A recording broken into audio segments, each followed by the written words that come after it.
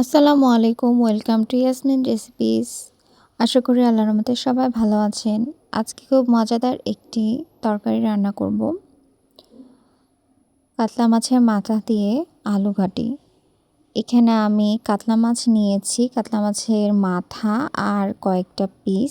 মাছগুলোকে ছোট করে আমি পিস করে নিয়ে এর মধ্যে হলুদ, লবণ এবং মরিচের গুঁড়ো দিয়ে ভালোভাবে মাখিয়ে নিব।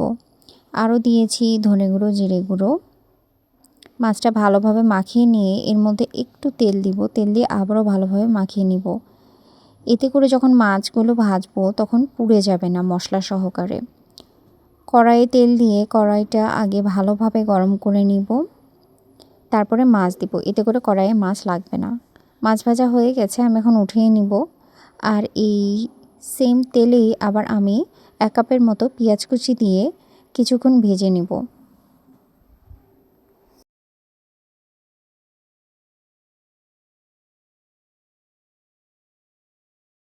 পেঁয়াজ অনেকটা ভাজা হয়ে গেলে এর মধ্যে আমি শুকনো মরিচ 2 থেকে 3টা এবং তেজপাতা দিয়ে আবারও ভালোভাবে ভেজে নিব। এরপরে এর মধ্যে 2 চামচের মতো আদা রসুন বাটা এবং টমেটো কুচি দিব। শুকনো মরিচ পানিতে কিছুক্ষণ ভিজিয়ে রাখার পরে আমি সেটার পেস্ট করে নিয়েছি। 1 চামচ সেই শুকনো মরিচের বাটা দিয়ে দিলাম এবং 1 চামচ কাঁচামরিচ বাটা দিয়ে দিলাম। 1 চামচ সরিষা বাটা দিয়ে আবারও ভালোভাবে আমি মিশিয়ে নেব।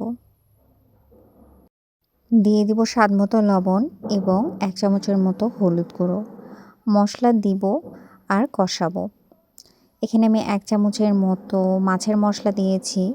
মৌরি গুঁড়ো, ধনে গুঁড়ো, জিরে গুঁড়ো দিয়ে আবারও মশলাগুলো আমি কষিয়ে নিব। আদা রসুন বাটাও দিয়েছি এবং মশলা ভালোভাবে কষানো হয়ে গেলে এখানে আমি সিদ্ধ করে রেখেছিলাম আলুটা ভালোভাবে ম্যাশ করে তার সাথে পানি মিশিয়ে এখন এই মশলার ভিতরে দিয়ে কিছুক্ষণ কষিয়ে নিব। যখন বলক উঠবে তখন আমি ভাজা মাছগুলো দিয়ে দিব এবং কিছুক্ষণ রান্না করার পরে নামিয়ে নেব। তো আশা করি আপনাদের রেসিপিটি ভালো লাগবে।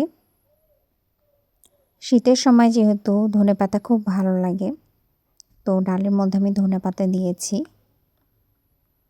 মাছের আলু ঘাটি খেতে কার কার পছন্দ অবশ্যই জানাবেন।